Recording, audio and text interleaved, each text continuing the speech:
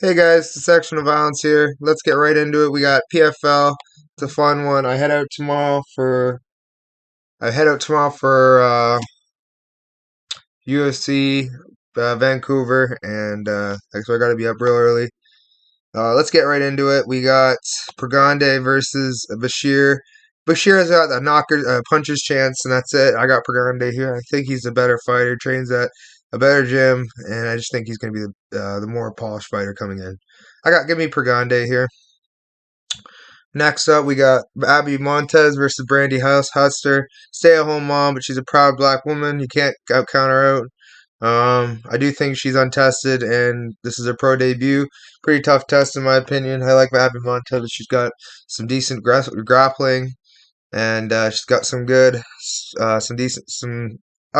striking, I'd say as well. I gotta go with Montez here.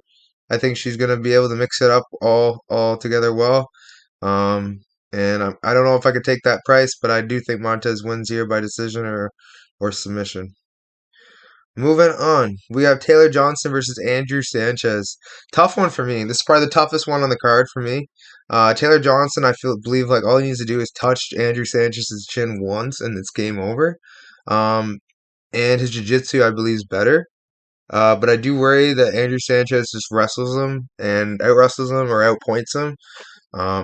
So it's a close fight. I'm gonna lean Taylor Johnson, but I'm not confident whatsoever. It's probably my least confident prediction on the card. But yeah, this is who I'm gonna ride with for this pick, and I think Tombstone Thompson is gonna get it done, or Johnson. Moving on, we got Impa Kasangane versus Tim Karen. Tim Karen looks a lot better at the weigh-ins than I thought he was going to. I am a little worried. I'm not gonna lie.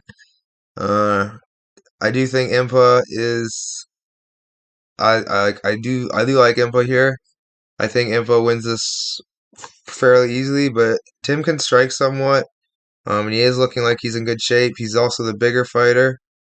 But he's lost to guys like Kyle Stewart and you know getting TKO'd by him.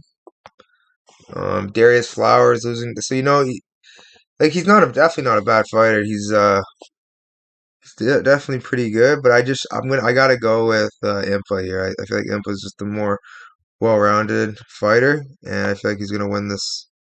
I feel like he's gonna win this by KO. Moving on, we have Chris Wade versus Ryoji Kudo. Ryoji Kudo, man. Chris Wade actually looked really good at the weigh-ins. I think he actually is gonna win this fight, just outpointing Ryoji. But for the value, I had to take a nice sprinkle on Ryoji just because like I can't trust Wade. He's too. I don't know. He's the way he fights is just not reliable. Like he does everything well, but he doesn't excel at anything, like at one thing. Um, but who knows? Let's see how he does here. It's a good fight for him.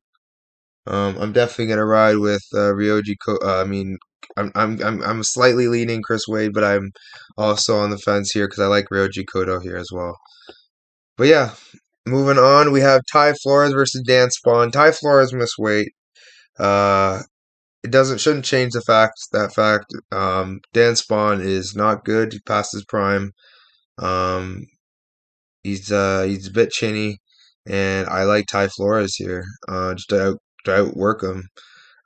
He's nothing special, and I love to fade Ty Flores, but I don't know if I can here. I think Ty Flores is just going to outwork Dan Spawn, outposition Dan Spawn, and just win a unanimous decision, maybe even a TKO.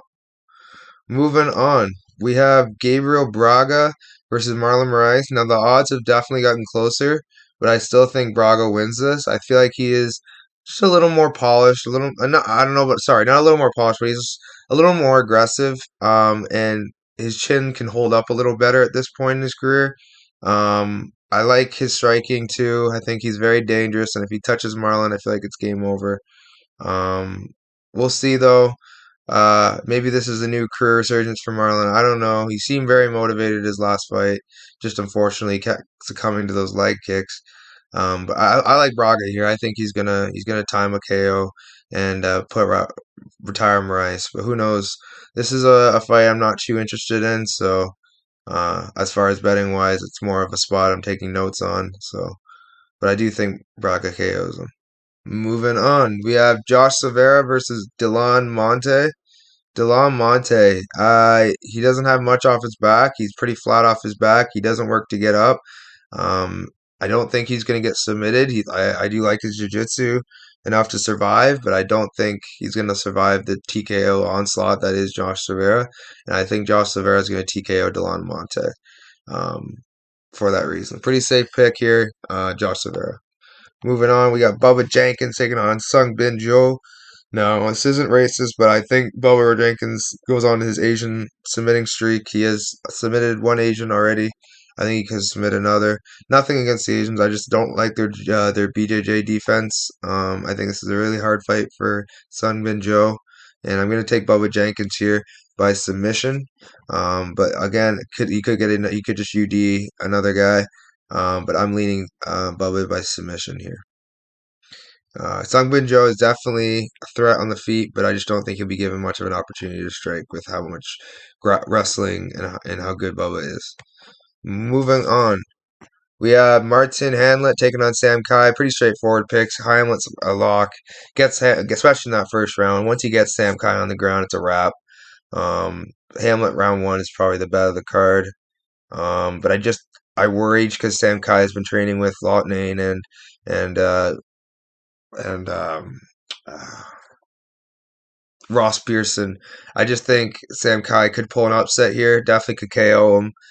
I like his striking a lot better than Hamlet's, but as far as grappling and giving up, I got to favor Hamlet here. He's gonna go for it every time. I got Hamlet here by murder in that first round.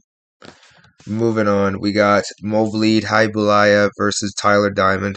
Tyler Diamond says all the right stuff. He looks good. He made it really close to with Brendan Loughnane. But I, he trains at the right gym as far as anti wrestling. But you losing to Bryce Mitchell is never a good sign. Jay Cuccinetto getting knocked out by him. I know he's improved, but I just. I gotta go. I gotta go with Movlid here by unanimous decision. I just I don't think he's gonna do well here. I like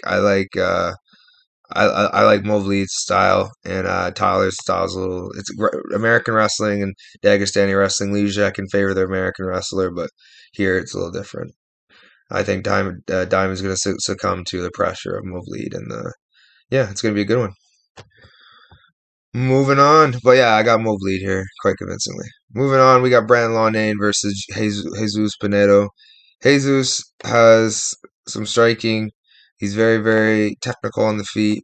Not a whole lot of power, but he's good on the feet. Made it really close with Braga after he's getting his legs kicked off. And if you're getting your legs kicked off by Braga, Brandon Loughnane is going to just kill your legs. I do worry that Loughnane gets caught, but other than that, I think this is a Loughnane fight all day. I think he wins this every single fight, 9 times out of 10. But yeah, Loughnane.